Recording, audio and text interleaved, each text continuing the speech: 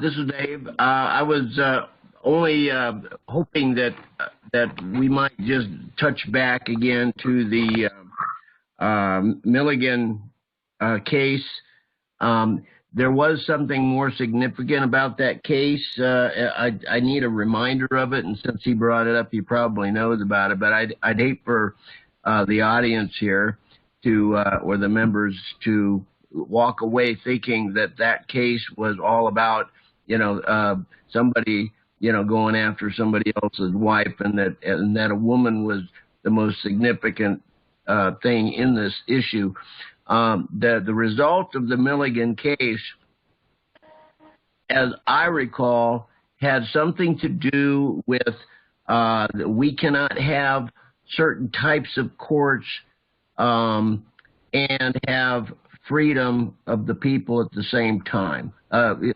Would you be able to elaborate more on the factual result of that Milligan case, or anybody here? I think I had sort of alluded to that. Maybe I wasn't clear on it, but what they did is they tried to bring Milligan into a military tribunal to charge him as a military person when he was a civilian.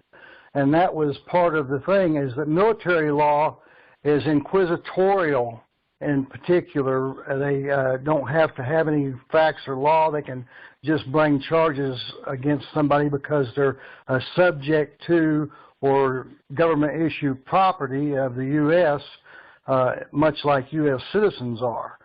And so whenever you grasp that, not being a belligerent and doing any warring acts against the U.S. to bring him under the umbrella of military law, I think was the real delineator, irrespective of the facts of the motivations for the commander of the camp of what inspired him to bring these malicious false charges against Milligan. Thank you. Thank you very much. Okay.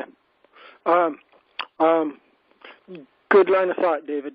Thank you for drawing out those procedural technicalities. It's educating everybody.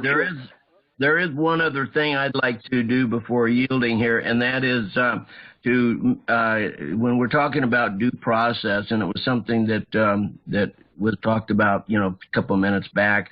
I just wanted to point out that anytime they're undermining due process rights, it's usually done in a procedural way to undermine substantive due process, constitutional due process. And so that they're doing it in violation of the Rules Enabling Act of 1934, I believe it is. I know we don't like to use procedure, but when they're violating their own procedures, like you said just a minute ago, Charles, it just adds to our arsenal in addition to our common law resources that we have. The Rules Enabling Act was definitive on saying, okay, if we're going to break in and start using rules of procedure, there's one thing that cannot be done, and those rules of procedure can't be procedurally laid out to undermine substantive due process. So they can use procedural due process just as long as it doesn't expand a party's, including the government's party, expand their enableability, so or retract from it. So when we've been having our cases dismissed summarily in other ways through due process, procedural due process, those are violations of the Rules Enabling Act.